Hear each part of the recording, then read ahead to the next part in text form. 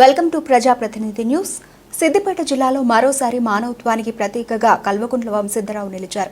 బుధవారం నుండి హనుమాన్ జయంతి వరకు 21 రోజులు హనుమాన్ దీక్ష మాలాధారణ చేపట్టిన స్వాములకు ప్రతిరోజు ఉదయం పాలు పండ్లు వితరణ కార్యక్రమానికి చేయూతనందించారు. జిల్లా కేంద్రంలోని బురుజు వద్ద గల మార్కండేయ గుడి ఆవరణలో జరిగే కార్యక్రమానికి మాలాధారణ స్వాములు భక్తులు అధిక సంఖ్యలో విచ్చేశారు.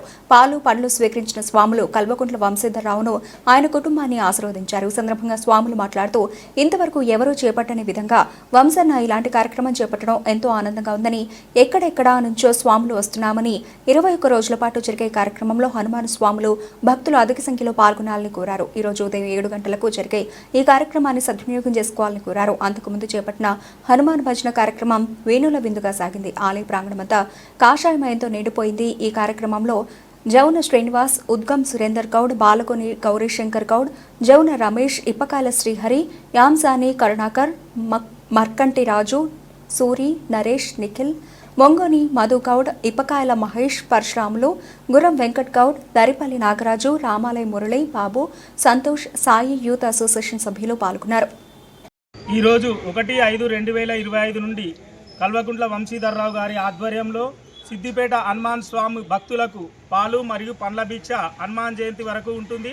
కావున స్వాములందరూ వచ్చి పండ్ల భిక్ష పాల భిక్షను స్వీకరించి కల్వకుంట్ల వంశీధరరావు కుటుంబాన్ని ఆశీర్వదించాలని మనస్ఫూర్తిగా కోరుకుంటున్నాను. జై శ్రీరామ్. కల్వకుంట్ల వంశీధరరావు స్వామి గారి ఆధ్వర్యంలో 1 తారీఖు నుంచి 21 తారీఖు వరకు స్వాములు అందరికీ పాల భిక్ష పండ్ల భిక్ష అందజేయడం జరుగుతుంది.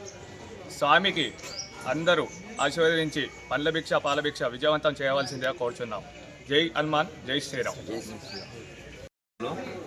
మార్కండేయ టెంపుల్ వద్ద స్వాములకు అందరికీ కూడా పాలభిక్ష పండ్ల భిక్ష కల్వకుంట్ల వంశీధరరావు ఆధ్వర్యంలో ఇవ్వడం జరుగుతుంది. మేము ఇక్కడ స్వాములందరం కూడా స్వీకరిస్తున్నాము. పాలభిక్ష పండ్ల భిక్ష తీసుకోవడం జరుగుతుంది. స్వాములందరూ కూడా మే 1 ఇవాళ నుంచి వెళ్ళి స్వామివారి జయంతి వరకు ప్రతిరోజు ఉదయం 7 గంటల వరకు నడుస్తుంది. కావున స్వాములందరూ కూడా ఇక్కడ పాలభిక్షను పండ్ల భిక్షను స్వీకరించి కల్వకుంట్ల వంశీధరరావు కుటుంబాన్ని ఆశీర్వదించాలని స్వాములందరికీ కూడా విజ్ఞప్తి చేస్తున్నాను.